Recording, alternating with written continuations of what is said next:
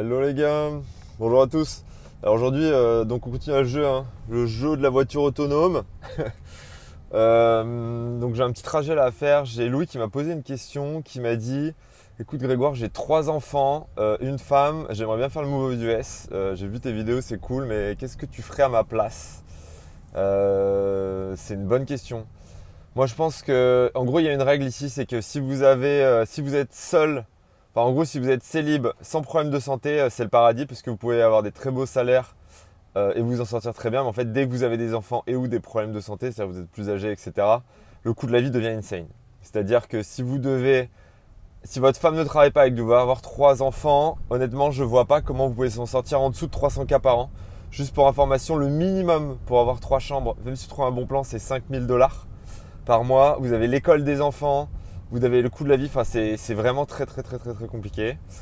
Et d'ailleurs, Louis me l'a très bien dit. Il m'a dit comment est-ce que je peux faire. En gros, je me sens pas d'assumer. Donc moi, à votre place, ce que je ferais, c'est que je le fais en. J'essaie de caler ma main là pour que ce soit, pour plus trop bouger. Moi, je le ferai en 3 temps. Première chose, c'est déjà, je viendrai un mois ici avec votre femme et vos enfants éventuellement pendant 3 semaines à un mois. En fait, le but, c'est que déjà, si c'est pas un projet de couple, ça marchera pas. Et je vous expliquerai plus tard. J'aimerais faire une autre vidéo sur comment ça peut être un projet de couple. Mais en gros, il faut que votre femme, enfin votre conjoint ou votre mari soit complètement on board et complètement envie de venir. Si vous venez à son corps défendant et qu'il a l'impression ou elle a l'impression de se sacrifier, ça va pas marcher. Parce que si vous avez la pression de gagner votre vie, de réussir votre boîte et de gérer quelqu'un qui en fait se sent démuni ou qui est pas content d'être là, votre vie va être un enfer. Voilà, j'ai vécu ça pendant quelques semaines au début où à un moment, ma femme a eu un moment un peu de période à vide qui a duré juste quelques semaines, mais déjà c'était dur, donc j'ose même pas imaginer si ça dure quelques mois. D'autant plus qu'elle était à fond pour venir, qu'elle était à fond pour venir au départ. Donc déjà, je verrai ça pour vendre le projet. La deuxième chose, c'est qu'il faut absolument du coup vous gagner suffisamment d'argent. Du coup, il y a deux façons. Soit vous levez un seed en Europe, donc un seed minimum entre 2 et 3 millions. Ce que je vous disais, votre salaire c'est au minimum 300K. Et ensuite, vous allez devoir recruter ici. Donc faites attention à ne pas lever des seeds à la française, parce que si vous levez 1 million, vous pouvez recruter un ingé vous-même pendant un an. Donc ça va être compliqué. Donc gros site, venir ici. Deuxième stratégie, c'est de venir faire Y Combinator ici. Donc vous touchez 500 000.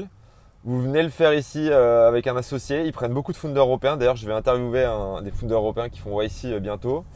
Et du coup, ça, je pense que c'est une bonne stratégie. Vous levez au Demo Day à la fin des 3 mois. Et si vous levez suffisamment, vous venez avec votre femme et vos enfants. C'est-à-dire que vous devez vous séparer de votre femme et vos enfants pendant 3 mois.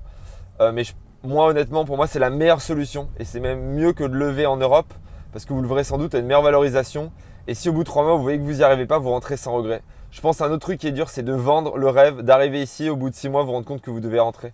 Je pense que c'est hyper compliqué. Donc voilà comment je le ferai. Et ensuite, la dernière étape, c'est de développer votre boîte ici. Et pareil, de vous donner un délai. Parce qu'en fait, ici, le délai va être beaucoup plus court. Ici, vous aurez de l'argent pour 12, 18, 24 mois. Et de partager ça avec votre famille. Parce que je le répète, en fait, si vous onboardez votre femme et vos enfants, il faut que tout le monde soit in dans le projet. Donc voilà, c'est les recos que je donnerai à Louis. En tout cas, ce qui est sûr, c'est que moi, je n'irai pas bosser en salarié ici. Parce que je pense que si vous bossez en salarié ici, en fait, vous ne gagnerez même pas assez pour économiser. Et en fait, vous vous retrouvez dans la même situation et vous allez déménager. Et après, vous allez devoir vous lancer.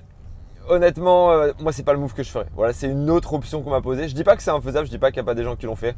Mais venir en salarié ici pour s'implanter, économiser, ensuite faire la transition vers la Startup Nation, moi, je le recommande pas. Voilà, des bisous. Dites-moi si vous aimez bien ce format et si c'est mieux comme ça, si vous m'entendez bien. Ciao!